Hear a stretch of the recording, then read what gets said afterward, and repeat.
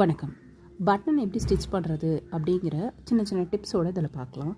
பட்டனை ஸ்டிச் பண்ணுறதுக்கு முன்னாடி எந்த இடத்துல கரெக்டாக ப்ளேஸ் ஆகணுமோ அந்த இடத்துல இந்த மாதிரி ஒரு இன்ட்டு மார்க் போட்டு நம்ம மார்க் பண்ணி வச்சுக்கணும்.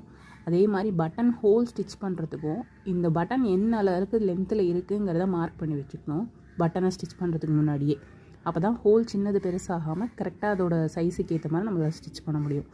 இந்த மாதிரி ஆல்ரெடி நம்ம மார்க் பண்ணி வைக்கிறது எதனால் அப்படின்னா, அந்த பட்டன் கொஞ்சம் தள்ளி கிள்ளி எங்கேயாவது மிஸ்ப்ளேஸ் ஆகாமல் இருக்கிறதுக்கு இந்த மாதிரி நம்ம ஒரு இன்ட்டு மார்க் போட்டு ஃபஸ்ட்டு அந்த இடத்த நம்ம மார்க் பண்ணி ஸ்டிச் பண்ணி வச்சிட்டோம்னா பட்டனோட பிளேஸ்மெண்ட் மாறாமல் இருக்கும்.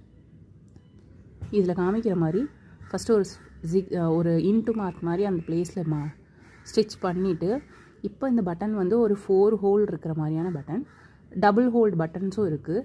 இந்த மெத்தட் இந்த 4 ஹோல்ஸ் இருக்கிற பட்டனில் இந்த 4 ஹோல்ஸில் ஒரு ஹோலில் விட்டுட்டு அதோட டயகனலாக க்ராஸாக இருக்கிற இன்னொரு ஹோலில் விடணும். அதே மாதிரி கீழே ஊசி எடுத்து இன்னொரு சைடில் இருக்கிற 2 டயகனலாக இருக்கிற ஹோலில் விடணும். இதே மாதிரி ஒரு 4 to 6 டைம்ஸ் இதை ரிப்பீட்டடாக செய்யணும். எக்ஸ்ட்ரா டிப் என்ன அப்படின்னா, இதில் ரொம்ப ஃப்ளெக்சிபிளாக ஹோல்குள்ளே போகிறதுக்கு ஏற்ற மாதிரி இருக்கிறதுக்கு இந்த 6 டைம்ஸ் இதை ஸ்டிச் பண்ணி முடிச்சதுக்கப்புறமா அந்த பட்டனை த்ரெட்டை ஒரு 4 டைம்ஸ் இந்த மாதிரி அந்த பட்டனை சுற்றி நல்லா சுற்றிட்டு கீழே போய் எண்ட் நாட் போடணும்.